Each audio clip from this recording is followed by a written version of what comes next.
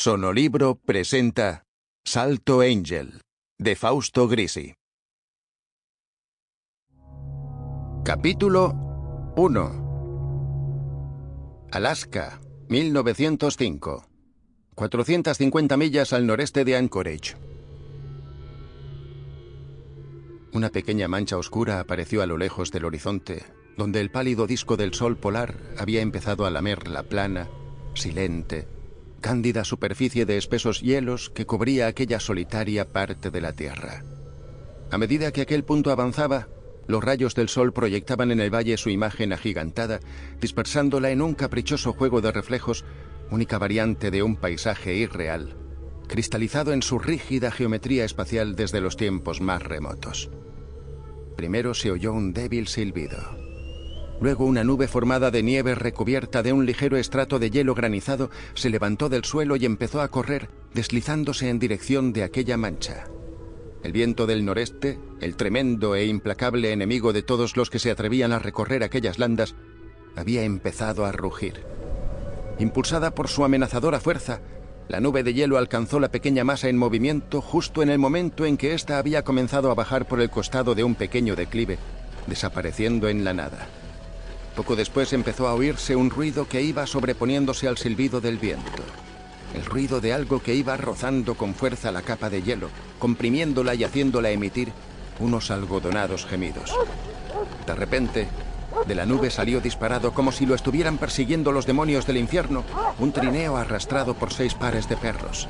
Las patas de los animales devoraban la distancia en un rítmico movimiento, levantando a sus alrededores sutiles estratos de inmaculada nieve. Sentado delante iba un hombre envuelto en un pesado y largo abrigo de piel de oso que le cubría todo el cuerpo y la cabeza, dejando al descubierto solamente los ojos. En sus manos, un rifle.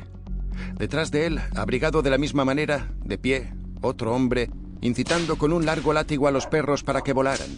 Con la velocidad típica de aquella tierra polar se estaba aproximando la tormenta y los dos hombres sabían que tenían que alcanzar un lugar protegido antes de que anocheciera y las fuerzas desencadenadas de la naturaleza llegaran a su apogeo. El hombre que guiaba el trineo agudizó su vista en búsqueda de algo que tenía que encontrarse cerca de allí. En efecto, a pesar de la débil luz del atardecer, reconoció a lo lejos la regular línea de unos altos pinos que rompían la plana imagen de aquel paisaje. Una sonrisa de satisfacción se dibujó en su rostro atormentado por las ráfagas de viento helado. A gritos y con el látigo incitó a sus perros para que se dirigieran hacia aquel punto que se entreveía en el lejano horizonte.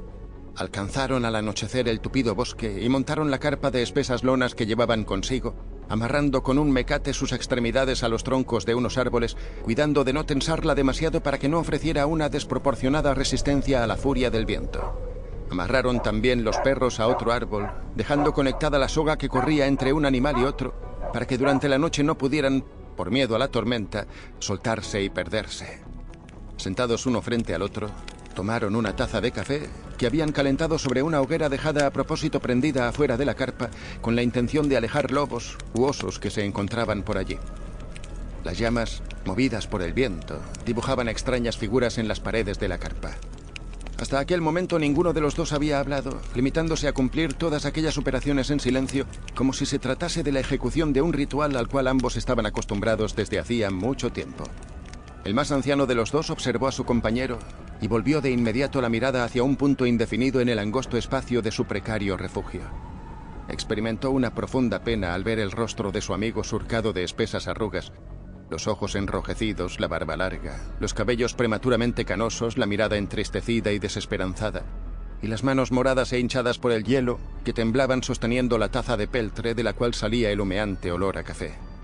Y no pudo dejar de pensar que él también debía ofrecer el mismo miserable aspecto. Pero, a pesar de todo lo que habían sufrido, sentía todavía dentro de sí una fuerza que lo empujaba a ir adelante, a no darse por vencido, a no dejar de luchar. Sintió que tenía que hablar con su compañero y transmitirle, como ya había hecho otras veces, su fuerza, su entusiasmo, su confianza en que, tarde o temprano, lo habrían logrado. Y estaba a punto de reunir las palabras más adecuadas cuando éste, mirándolo fijo a los ojos, rompió aquel embarazoso silencio. Roy, no puedo más. Lo siento. Pero nunca hubiera imaginado que este Sample complete. Ready to continue?